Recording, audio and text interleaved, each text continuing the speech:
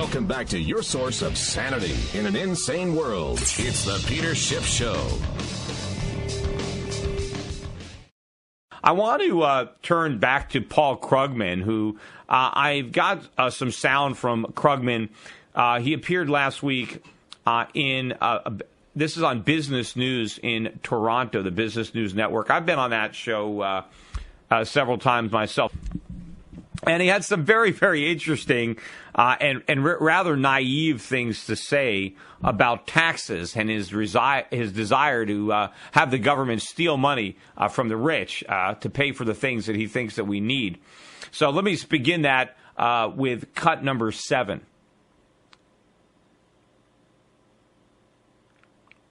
We could use the money. I mean, the first...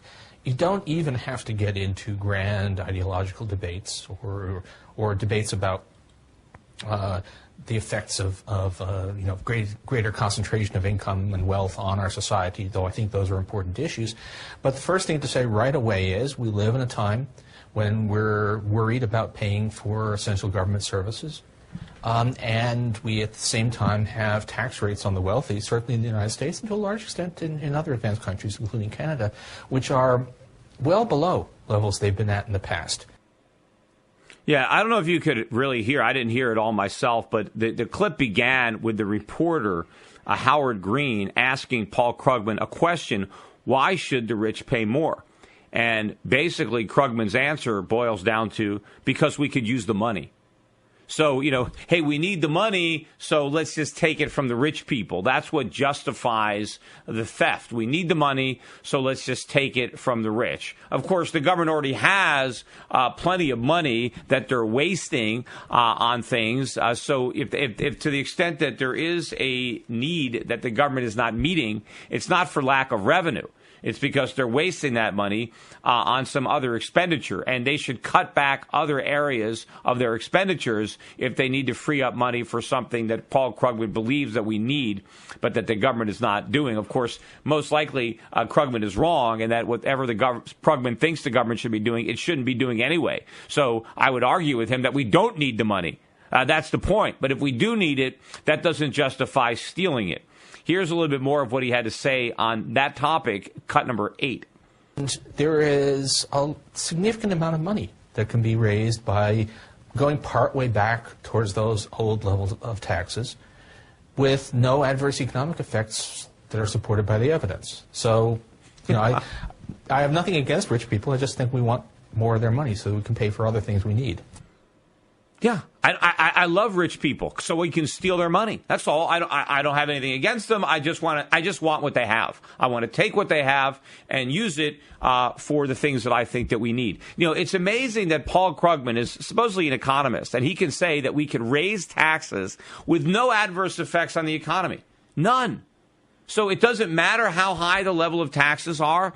And what he's talking about, go back to the old levels, and I'll play some more of that sound in the second hour.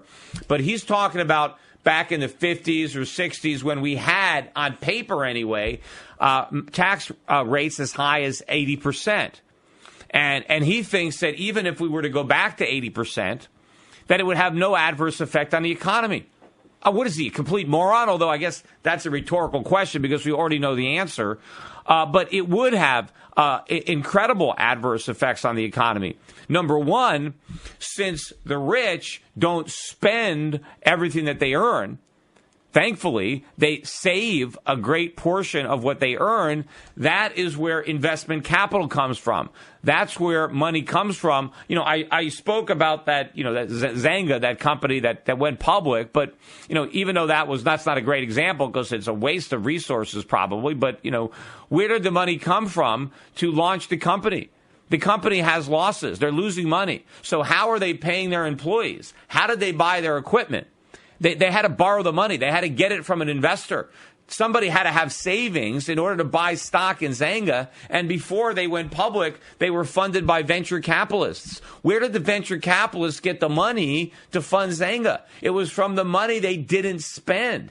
If a rich person bought a yacht, they didn't have the money to finance Zynga.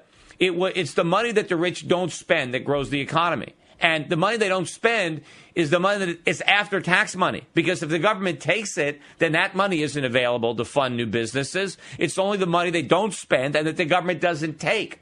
And so, by definition, when you raise taxes, you diminish the pool of investment capital. That means we can't fund new businesses. Existing businesses can't expand. You can't get new equipment. So it does have an adverse effect because it takes away the investment capital. It depletes our savings, which we need to grow the economy. Number two, another thing that Krugman doesn't understand is the incentives. When you have an 80% tax rate or 70 or 60% tax rate, businessmen spend more and more time trying to figure out how to avoid taxes and less time on how to grow their businesses and create more wealth, produce more goods and services, provide more jobs. Tax avoidance becomes more important than income generation. And of course, if the incentives are so great that a lot of people just decide not to generate income at all, they decide to retire, they sell their business, they prefer leisure to work because after all,